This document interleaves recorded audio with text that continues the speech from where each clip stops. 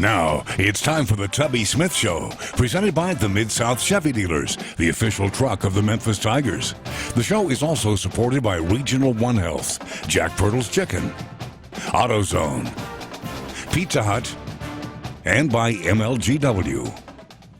Welcome in, everybody. Happy Martin Luther King Day to you, Coach. I know you took it to heart today, and we have this real gem in town, one of the great world-class museums, the Civil Rights Museum, and you took the guys on down there today. Well, it was a wonderful experience, and I was grateful that Ms. Freeman, who's the president of the National Civil Rights Museum, they invited us down for the team. It was a great opportunity for our players to give back, and also a lot of them have never been through the museum, so we had a sort of a mini tour to get through it, but it takes a lot of time. I've had a few friends and family members were in town this weekend to celebrate Martin Luther King Jr. birthday, and it was what a great moving experience for us this morning. Was it your and maybe Donna's first time to go to this museum? Well, no, we've been there before. This is years ago, but I've been there with recruits recently, but not to spend much time. But it was great to be there and see so many people, and so many events going on. There's a lot of things going on. It's going to be going on all day. So I would suggest, hey, if you get a chance, go to the National Civil Rights Museum in Memphis, downtown, the Lorraine Hotel. It's just a great experience. It is amazing. It's an uplifting experience. And a reminder to everybody, if you've been there before, they redid it. And I mean, they really redid it a couple of years ago. So it is worth going back to again and again. This was a week where you split, you went on the road, and in conferences, folks, guys at home are pretty good. And Tulsa was pretty good. You came back and knocked off South Florida, so 1-1 on the week. Yeah, it was an okay week. Obviously, we felt like we missed an opportunity on the road against a good Tulsa team.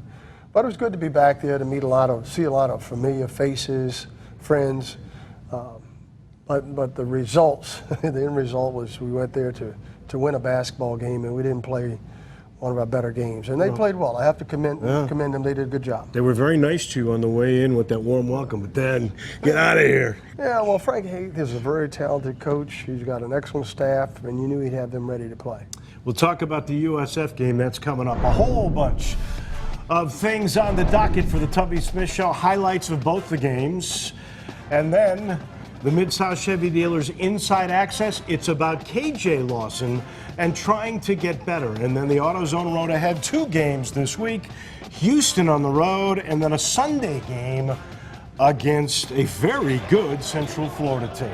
We take a look at the Bulls and the Tigers when we come back. You're watching the Tubby Smith Show, presented by the Mid-South Chevy Dealers. Smith Show, presented by the Mid-South Chevy Dealers. Saturday was an early game, 5 o'clock at the FedEx Forum. USF was in town. They were going through some turmoil, a new coach, an interim coach who was really an old friend. And you're coming off a loss, Coach, and there's one thing about your team all year long, Lawson and company, they have not lost 2 in a row. You bounce back again. Well, they responded the right way. It wasn't a pretty game, but I was impressed with Maury Bartow and how he had kids ready to play. They played zone most, and that's where we had a problem with the boxing out, second shot opportunities. That really kills you in the game. But I thought our kids showed up. After coming off a tough loss at Tulsa, to come back and, as you said, bounce back and play the right way. I thought certainly we needed someone like Markel Crawford to step up on the team and do some extraordinary things, and he did that in the game on Saturday, having probably his best game as a Tiger. He did it, as you just saw inside. You saw it a little earlier.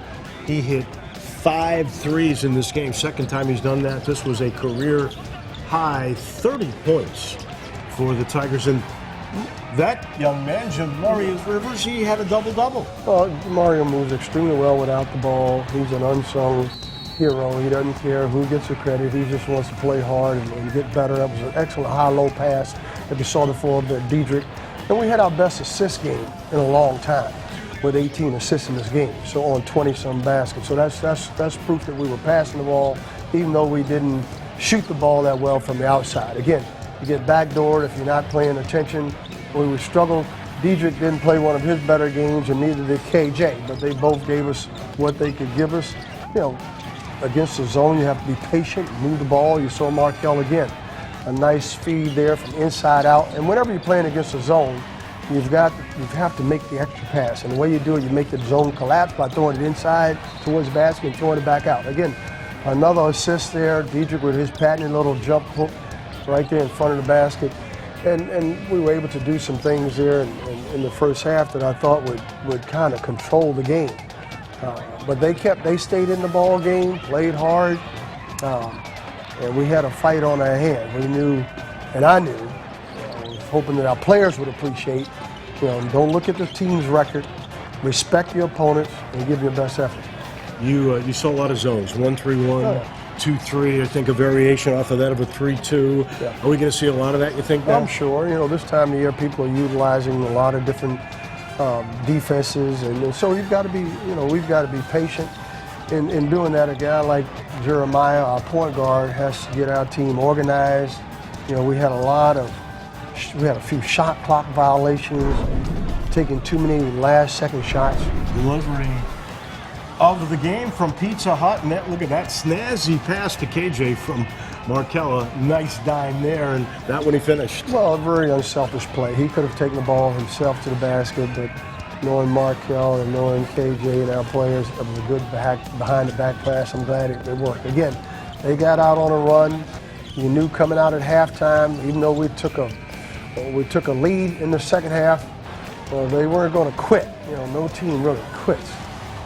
Again, there's one of Markel's 5 3-pointers, and thank goodness he was getting good looks and knocking them down. Again, there's an outlet pass, a good pitch ahead there by KJ Lawson. The Diedrich 1 or 2 off of a miss or a turnover. Again, a nice pass. I think that was a pass over the top there by Markel Crawford to Diedrich Lawson for a layup. And that gave you your biggest lead. It was 16. And I think a lot of people figured it was over. But USF had a lot of fun. They went back in that zone, and their center, Ruben Guerrero, he kept telling his team, don't quit, don't quit. And I give them a lot of credit. They came back.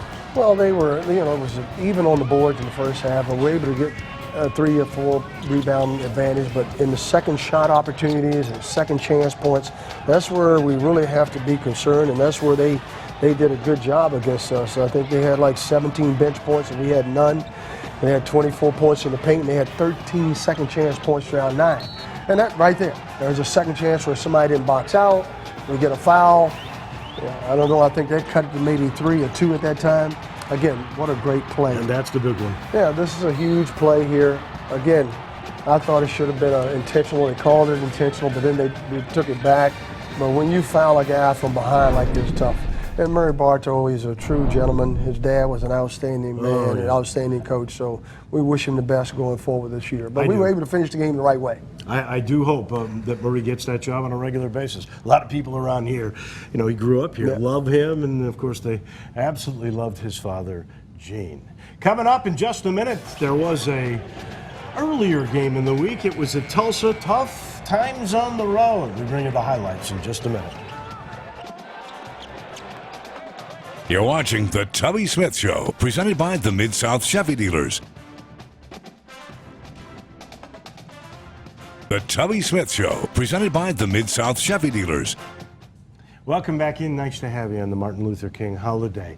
So I was a little flippant, maybe kidding you, when I talked about your welcome at Tulsa, but it had been a long time since you'd gone back to the time where you really got a major boost to your career. That Tulsa team, you had a Sweet 16 in 1995, and those folks were really glad to see you. Well, I hope so. We probably left them in pretty good shape. You did. And so I'm grateful and they left me in great shape. It always takes two. It's like a marriage. You get out of just what you put in. You don't put much into it, don't expect much out of it. And we put a lot of our life on the line, and my family, my boys went to school there, played their high school basketball. But again, it was great to see people there. And Tulsa's a great city. Good people. They love their basketball. A lot like Memphis. And the people they all used to be in the same league together in that old OVC when it was Tulsa, Memphis, Louisville.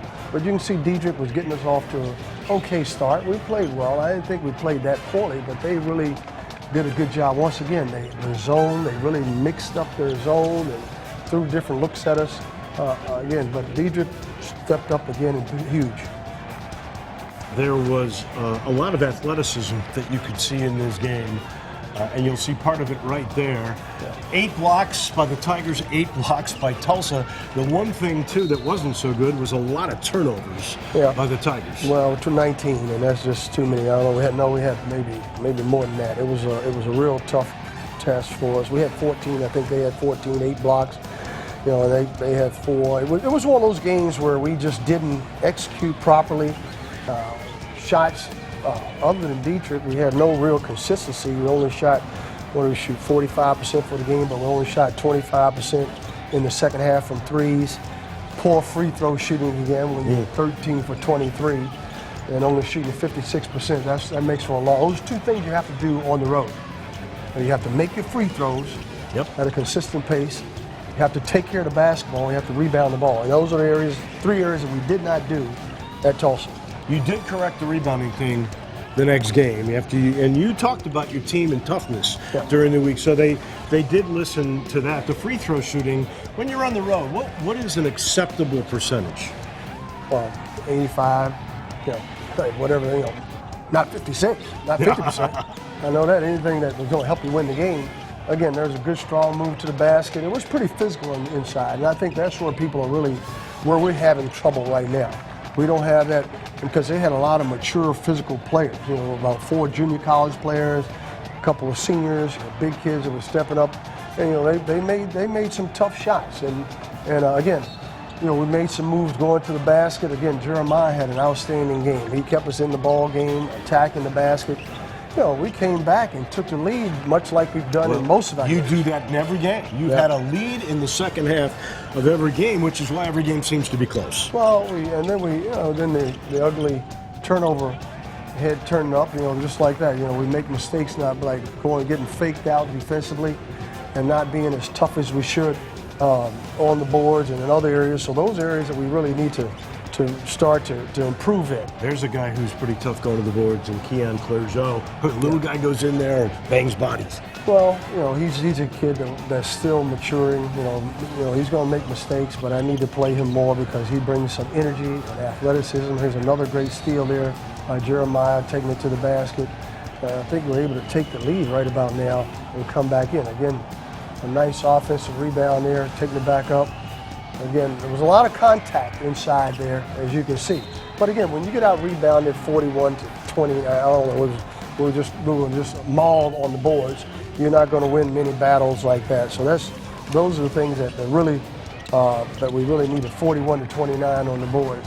Again, even at that, even our poor free throw shooting and our rebounding, we gave ourselves a chance. You can see a 63, 62. Going and attacking the basket. Again, that was our problem there, not defending the rim, giving up too many easy baskets, too many layups. Again, step through there that actually probably gave them the lead at that point. Yeah, this is where they're going to pull away at the end, and this was a significant moment. Jeremiah didn't read that quite correctly. If he'd lobbed, I think that would have been an easy one for him. Well, he had just turned it over, and then he goes down and gives up a layup. He probably should have fouled at that point. And then there's another opportunity for them, second chance. It was one of the many points they got off of an offensive rebound, and that's what breaks your back. Moves like that or easy baskets like that just destroy any opportunity. Then you start fouling and missing shots, and that's how you get a 10-point loss. And that's a little bit like it is with life on the road in a conference. And, we'll have to see the next one. We'll be talking about that in a little bit. Again, we're still very young. Jeremiah is a kid who's, how many games he started? He started 4 or 5 last year, and now he's still learning how to play the game, just as we all are. And it's a learning process, but we're getting better.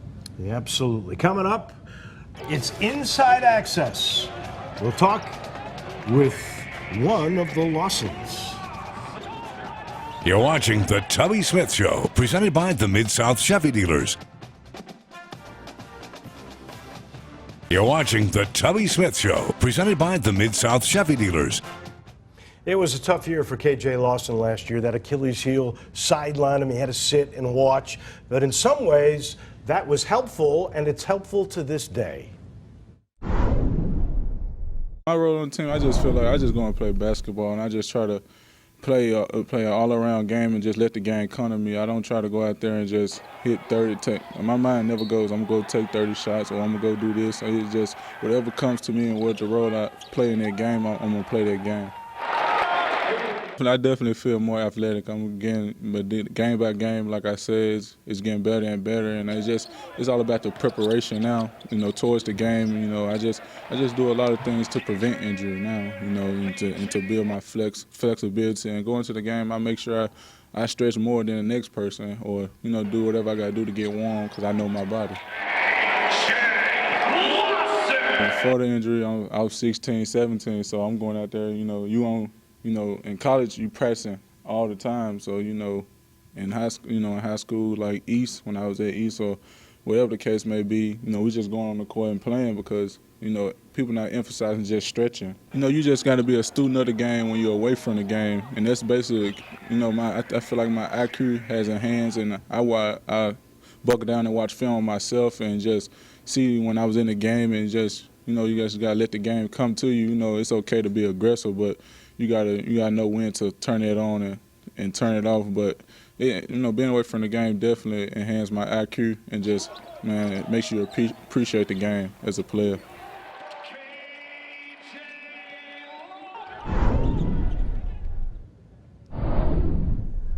Hey, KJ has really been what a great addition. I'm so proud and so happy to be coaching the Lawson boys. Obviously he's coming off of a tough year with the injury, and we watch Brad Anderson, our trainer, and our team doctors working with him very closely. And you can see when he starts to labor, when he has to, and we're playing him probably too many minutes, but we really don't have much of a choice right now. But I am really grateful to have this opportunity to coach KJ and I know he learns, from a basketball family. Oh, yeah. His dad, his brother, I know they study the game and understand the game of basketball. And I know you're going to need him down in Houston, and that's part of the AutoZone Road Ahead next.